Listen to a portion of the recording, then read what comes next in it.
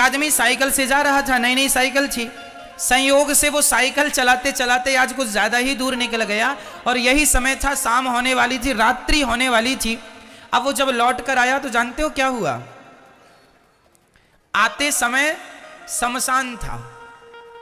अब जैसे ही उसने वापसी ली, हल्की सी रात होने लग गई, अंधकार छाने लगा। टॉर्च और कुछ थी नहीं उस जमाने में, उसके हाथ में थी तो सब, पर उसके पास नहीं। जोर जोर से उसने साइकिल का पैडल चलाया और उसको लगा आगे शमशान है। अब तुरंत वो डर गया और सोचा कि शमशान में भूत रहते हैं, कहीं पकड़ लिया तो मर जाऊंगा। उसने जोर जोर से जय हनुमान ज्ञान गुण सागर जय कपीस तिहुँ लोक उजागर, और डर के मारे जो पैडल मारा, संयोग से शमशान जहां था वहीं उसके साइकिल की चैन उतर गई। और साइकिल की जब चैन उतरी तो घबरा गया। अब साइकिल की चैन तो वो चढ़ा नहीं सकता था क्योंकि टाइम नहीं है और डर रहा है वो को भूत ना।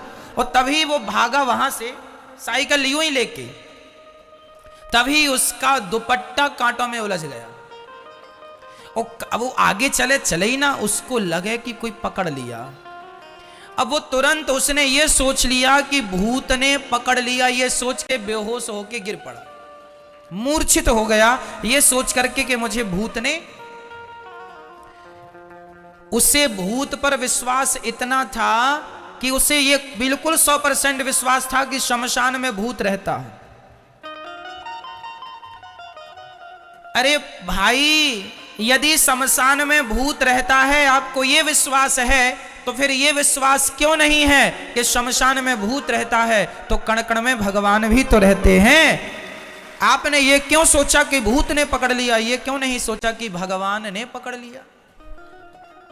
विडंबना हमारी यही है, हमें भूतों पर विश्वास तो है, भगवान पर विश्वास नहीं है, जबकि होना चाहिए भगवान पर। इसलिए हम आपसे प्रार्थना यही करते हैं, भगवान पर विश्वास करना सीखिए।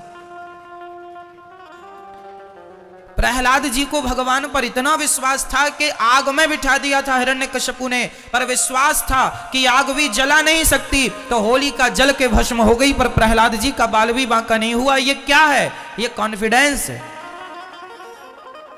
ये विश्वास है। भगवान पर पूरा विश्वास होना चाहिए।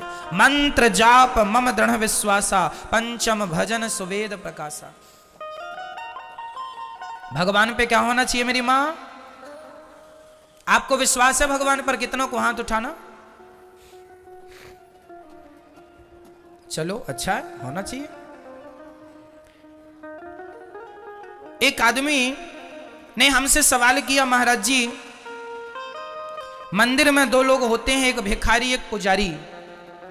पुजारी ठीक ठाक रहते हैं, भिखारी मांगता ही रहता है, दोनों ही राम राम जपते हैं, तो क्या भिखारी के राम और पुजारी के राम अलग अलग हैं क्या? हमने कहा ना जी, अलग अलग नहीं है। तो फिर ये अंतर किस बात का है, अंतर क्यों है?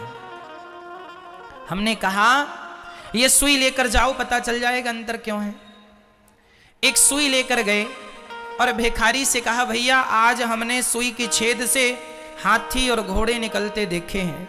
भिखारी ने कहा, तुम हो गए हो पागल, क्या सुई के छेद से हाथी और घोड़े निकल सकते हैं?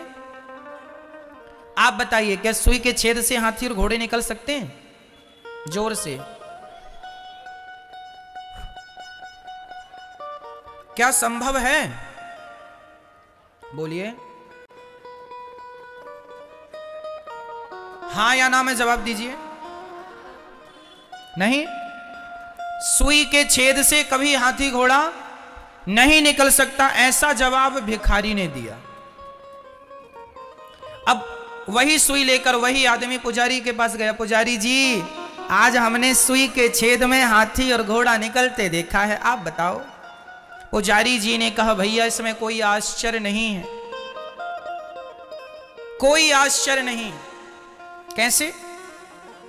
बोले, भगवान श्री कृष्ण ने जरा सा मुंह खोला था अपना, मैया यशोदा ने कहा, तैने मिट्टी खाई है? ना मैया ना खाई, चल मुंह खोल आ। जब मुंह खोला तो इतने से मुंह में क्या नजर आया? क्या? ब्रह्मांड। हाँ, जिनके इतने से मुंह में ब्रह्मांड नजर आ गया, उनकी कृपा हो जाए और वो चाह लें तो सुई के छेद से हाथी और घोड़ा क्या पूरी दुनिया निकल सकती है भैया। ये जवाब था पुजारी जी का। अब भिखारी और पुजारी के दोनों के जवाब में क्या अंतर है, आप बताएंगे हमें। भिखारी राम राम तो बोलता है, पर राम पर विश्वास नहीं है। विश्वास नहीं है, इसलिए ही उसने कहा कि सुई के छेद से हाथी और घोड़ा नहीं निकल सकता। जबकि पुजारी ने इस विश्वास से कहा कि वो चाह ले तो सुई के छेद से हाथी घोड़ा तो क्या पूरा का पूरा ब्रह्मांड निकाल सकते हैं। वो भगवान करतुम अकर्तुम अन्यथा करतुम सर्व सामर्थ्य भगवान सब कर सकते। तो ये जवाब पुजारी जी का था। इसका अर्थ है पुजारी जी राम राम तो जपते हैं, पर उस पर उनको विश्वास है। आप लोगों ने भी यही जवाब दिया था भिखारी वाला कि नहीं निकल सकता।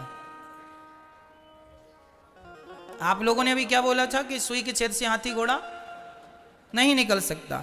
और उसके पहले आपने हाथ उठाया था कि हमें भगवान पे विश्वास है। और हमने जरा परीक्षा ले ली आपके विश्वास की, तो लो कितने नंबर आए।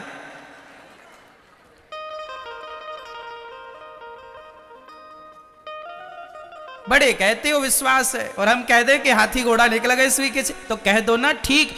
अरे हनुमान जी समुद्र को छलांग लगा के पार कर गए, किसके बल से? राम के बल से। तो आज भी पत्थर पानी पे तैर रहे हैं सेतु के, राम सेतु के। किसके बल पर? मेरे बल पर कि आपके बल पर? अरे जिनके नाम के बल पर पत्थर ना डूब पाए, जिस नाम ने पत्थर को ना डूबने दिया, क्या मैं उस नाम का आश्रय लूंगा तो क्या वो नाम मुझे डूबने देगा? विश्वास मंत्र जाप मम दृढ़ विश्वासा। भगवान पर विश्वास करना सीखिए। वो भी काम चलाऊ विश्वास नहीं। कह दिया हाँ महाराज जी खूब विश्वास है, खूब कह देने से थोड़ी होता। हम कह दें कि तुम प्रधानमंत्री हो, तो क्या हमारे कहने से तुम प्रधानमंत्री हो जाओगे? हम कह रहे हैं कि हम राष्ट्रपति हैं, तो क्या हमारे कहने से हम राष्ट्रपति हो जाएंगे? ऐसे आप कह रहे हैं हमें विश्वास है, तो कहने से थोड़ी होता है। कहने से कुछ नहीं होता मेरी मां। जब उसे चरितार्थ करने का समय आए, प्रैक्टिकल जिसे कहते हैं, रियल है ना, जब वो हमारे जीवन में उतरे। अर्जुन को विश्वास था। अर्जुन ने महाभारत के युद्ध में भीष्म पितामह ने प्रतिज्ञा कर ली, मैं कल के युद्ध में पांडवों को मार डालूंगा। अर्जुन खर्राटे दे के सो रहे हैं। भगवान बोले कुछ प्लानिंग क्यों नहीं करता? कल के युद्ध की पितामह की प्लानिंग कभी व्यर्थ नहीं जाती, उनकी प्रतिज्ञा है तुम्हें मारेगा। अर्जुन बोले आप भी सो जाइए, हमें भी सोने दीजिए। क्यों? अर्जुन ने कहा प्रभु जिसके रक्षक आप हैं, तो आप हमारी चिंता करो, हम अपनी फिक्र हम क्यों करें? आप तो हो हमारे लिए, इसलिए हम सो रहे हैं, आप करो जो करना है, हम सो रहे। ये क्या है? क्या है ये? जोर से। ये है विश्वास। प्रहलाद जी ने पिता से कह दिया, प्रहलाद के पिता ने कहा कहां है तेरा भगवान? कह दिया इस खंबे पर है। क्या है ये? क्या है ये? विश्वास है। कह दिया तो भगवान प्रकट हो गए। ये विश्वास से कोई कहे तो सही मेरी मां। हम लोगों का विश्वास ना काम चलाऊ, बस कह दिया हो गया। अच्छा ये बताओ आप में से टेंशन चिंता किस किस को है? हाथ उठाओ। आज मैं आपकी टेंशन दूर ना कर दिया तो आप कह देना जो सजा दोगे मंजूर होगी। बस कह दो कि आज टेंशन है किसी भी प्रकार। आज कर दो, हाथ उठा दो बिल्कुल ईमानदारी से। जिसको टेंशन है जरा सी भी चिंता, हाथ उठाएं ऊपर, उठाओ ऐसे। आप सबको टेंशन है ना, चिंता है ना? अब फिर से एक बार हाथ उठाना कि भगवान पे भरोसा किस किस को है। अब देखना नहीं उठ गया हाथ तो। अब सुनो, अब अपना मुंह फुलाओ ऐसे, अब ठहाका लगाओ। अब ये मुंह फुलाना और ठहाका लगाना, ये दोनों काम एक साथ करके दिखाओ, क्या संभव है? जैसे गाल फुलाना और ठहाका लगाना, ये दोनों काम हम एक साथ कभी नहीं कर सकते। उसी तरह आप एक तरफ तो ये कहते हैं कि हमें भगवान पर विश्वास है, और दूसरी तरफ ये भी कह रहे हैं कि हमें चिंता है। अरे जब विश्वास है तो चिंता किस बात की, और चिंता है तो फिर विश्वास कैसा? अंधकार और प्रकाश क्या दोनों एक साथ रह सकते हैं?